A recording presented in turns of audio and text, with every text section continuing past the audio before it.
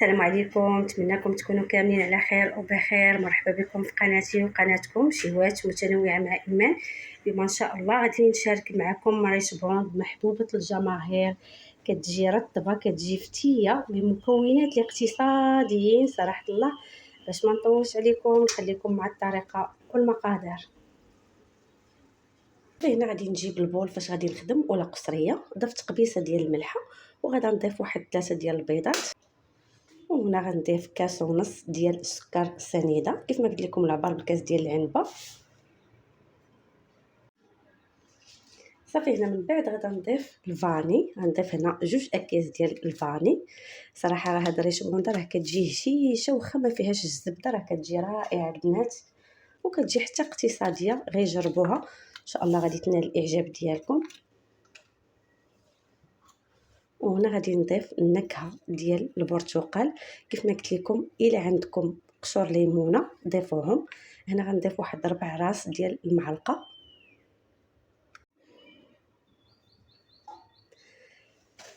صافي وكنحاول كنخلط السنيده والبيض حتى كيندمجوا ليا مع بعضياتهم.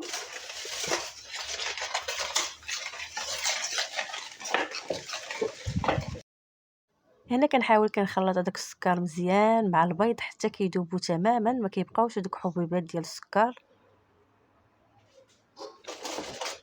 صافي هنا من بعد ما خلطت البيض والسنيده حتى كيولي لي القوام ديالو بحال هكا، غادي نضيف الزيت. هنا عندي كاس ونص ديال الزيت.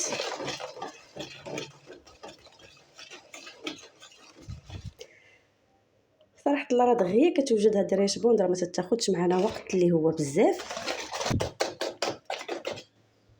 صافي هنا كنبقى نحرك حتى كيدخل هذاك الزيت مع البيض والسنيده، ومن بعد غنبدا نضيف الدقيق تدريجيا.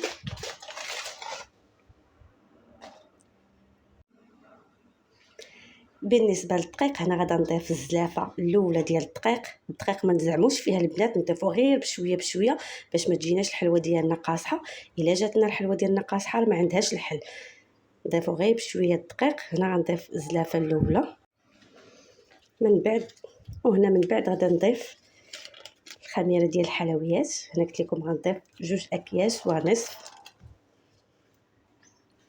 بالنسبه للنصف الثاني غادي ناخذ المعلقه ونعبر بها.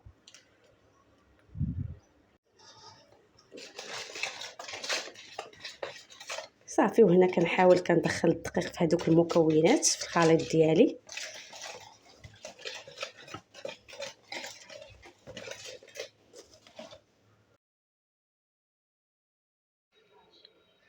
صافي هنا كنحرك المكونات وغادا نبدا نضيف الدقيق غير بشويه، ما نزعموش في الدقيق البنات باش ما تقصحش معنا الحلوى.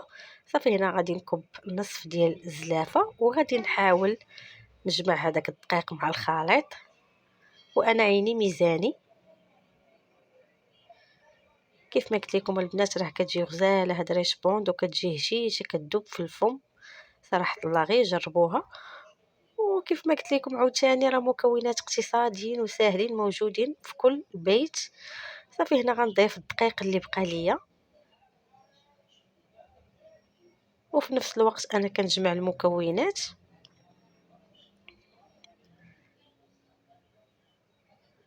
بالنسبه للدليك راه ما كندلكوهاش بزاف.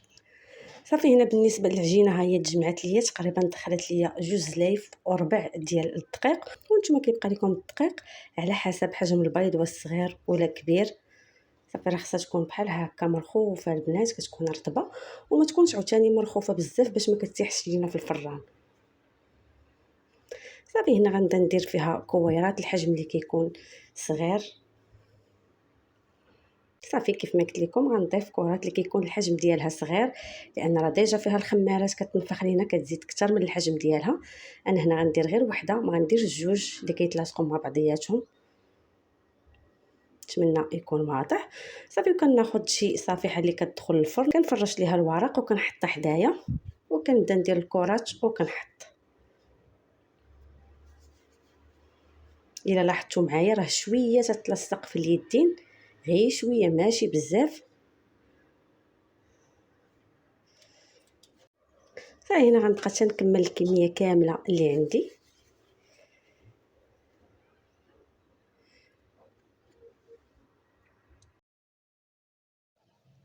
انا من بعد ما كملت الكميه كامله اللي عندي، غادي ندخلها للفران اللي كتكون العافيه منقوصه عليه، كتكون العافيه شاعله غير من التحت، ونخليها حتى كتاخذ هذاك اللون الذهبي. ما نخليوهاش بزاف البنات في الفران باش ما كتشربش لينا الحلوه ديالنا، غير تاخذ اللون الذهبي وكنخرجوها. صافي هنا خرجت اللاطه ديالي من الفران، شوفوا تبارك الله كيفاش كتجي، راه كتجي واخده هذا اللون الذهبي. ما تكثروش فيها البنات الطياب باش ما تقصحش ليكم. كيكون هذا هو الشكل ديالها. هنا انا راه خرجت اللاطه الاولى وهذه هي اللاطه الثانيه، راه كتخرج كميه تبارك الله ما شاء الله.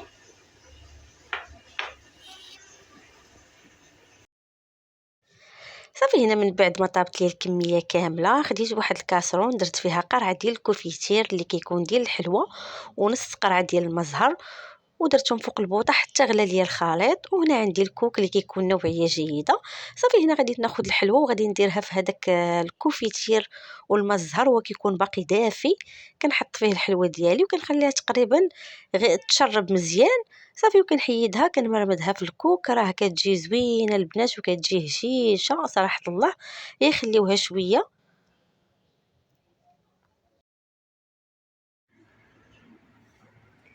صافي هنا من بعد ما كنخليها تقريبا غير شويه، كنحطها هنا في الكوك وكنمرمدها في الكوك على هذا الشكل. صراحه كتجي غزاله، كتجي كتذوب في الفم. وهنا غنبقى حتى كنكمل الكميه كامله اللي عندي.